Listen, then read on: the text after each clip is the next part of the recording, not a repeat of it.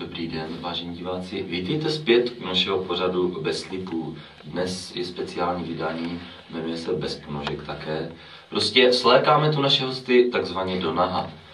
Já jsem dnešní moderátor José Ignacio de la Ñosa.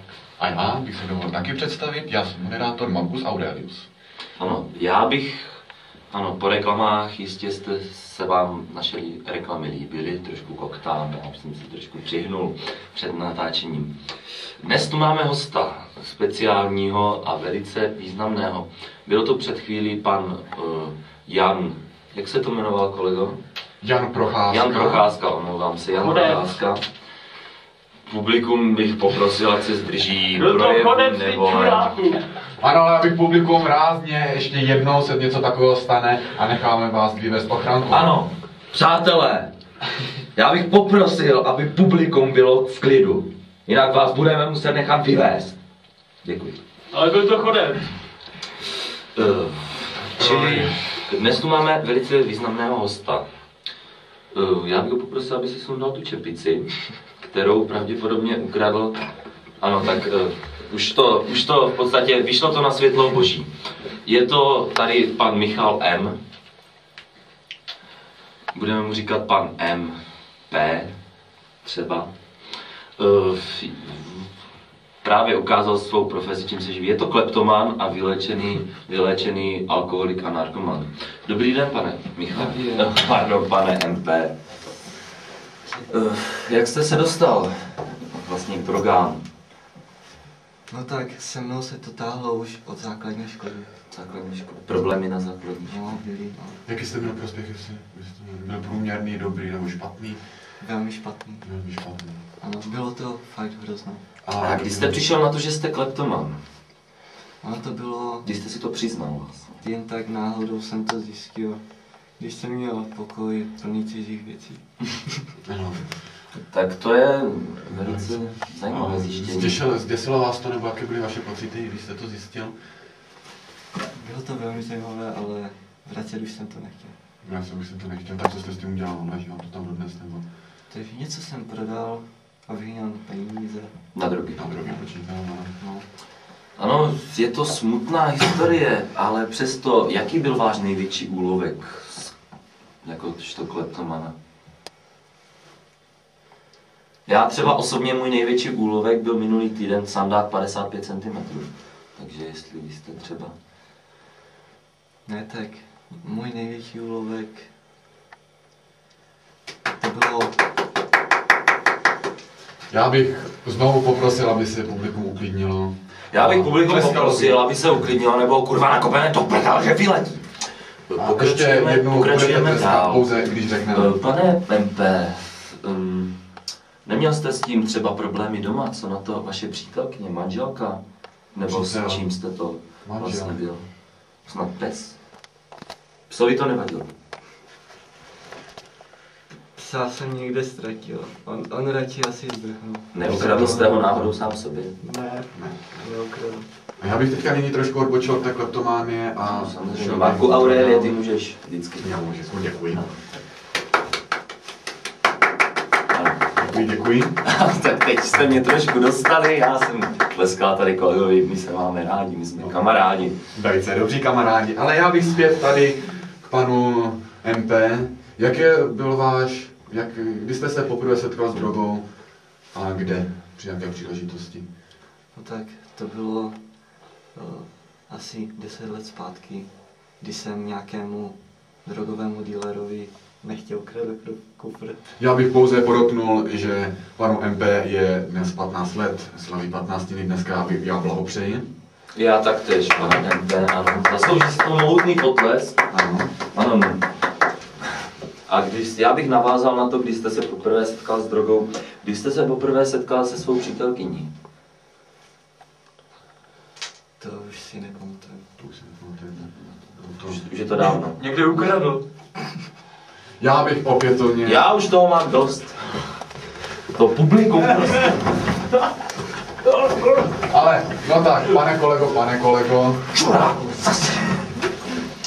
Ano, můžeme navázat, to byla taková vsuvka, to jsme měli samozřejmě nacvičené. Já jsem jinak velice klidný a vyrovnaný člověk, všichni mě jistě znáte, takže není žádný problém, Ano, ale teď některé mám. věci mě dokážou nasrat. No, pane MP, čili přítelkyni nepamatujete si, když jste se známil... Jak se jmenovala, pamatujete si ještě, jak se jmenovala? Já ani nevím, kdy odešel. Ani nevíte, kdy odešla. Někdo vám Já vám to ukradl. řeknu, bylo to včera. Někdo vám ji ukradl. Je to možné. Je to možné. Někdo vám ji ukradl. Ano. No. Ale pojďme dál. No, tak, tady pane kolego, máte nějak další dotaz? Ano, samozřejmě, já mám plné kapsy dotazů na dnešního hosta našeho. Pane náš dnešní hoste, pane MP, kde jste koupil tu mikinu? Nebo jste ji snad ukradl opět? To už si taky nepamatuju. Pamatujete si něco? Moc toho není. Moc toho Pane nepamatujete? MP, já bych si dovolil zeptat, jak se jmenujete? Jaké máte iniciály? To si pamatujete, ano. Tak To to tady samozřejmě zaznělo není jeho někde. pravé jméno, samozřejmě nemůžeme prozradit Takže si divákům, nepamatujete, jak se jmenujete. ale nemůžeme prozradit divákům, Někdy že se to mám jmenuje napsané. Alfons Někde to máte Koleno napsané. přeci. No, to bychom nemohli nikdy říct. A to bychom opravdu říct neměli a v podstatě to neřekneme nikdy toto. Myslím, že... Co nemáme říct, my jsme něco To, řekli? ne, my jsme nic právě neřekli, a to je právě. Já už jsem se lekl, že jsme...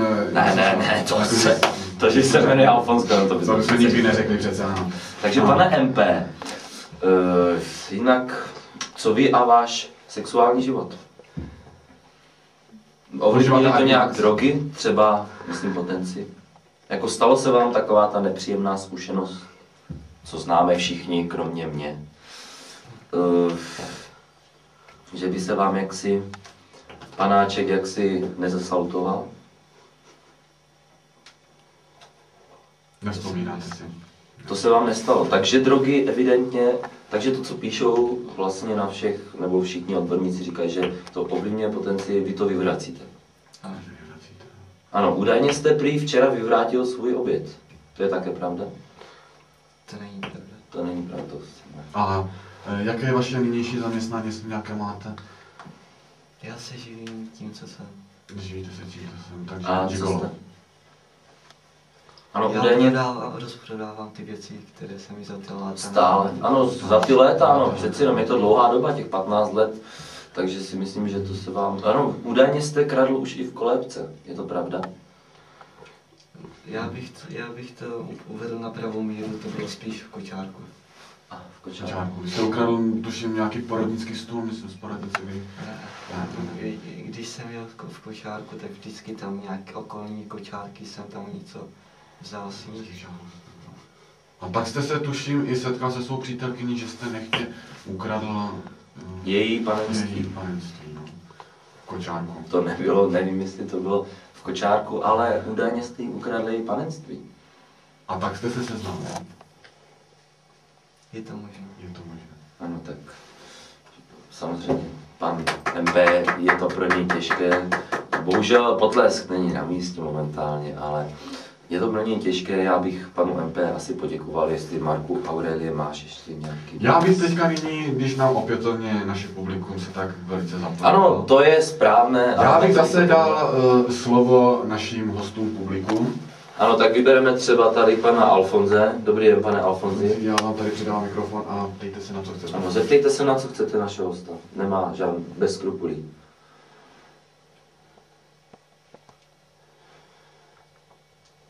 Ano, to byl výstižný dotaz. Ano, Ano, pěkný tak dotaz. pane MP, jak byste na ně odpověděl?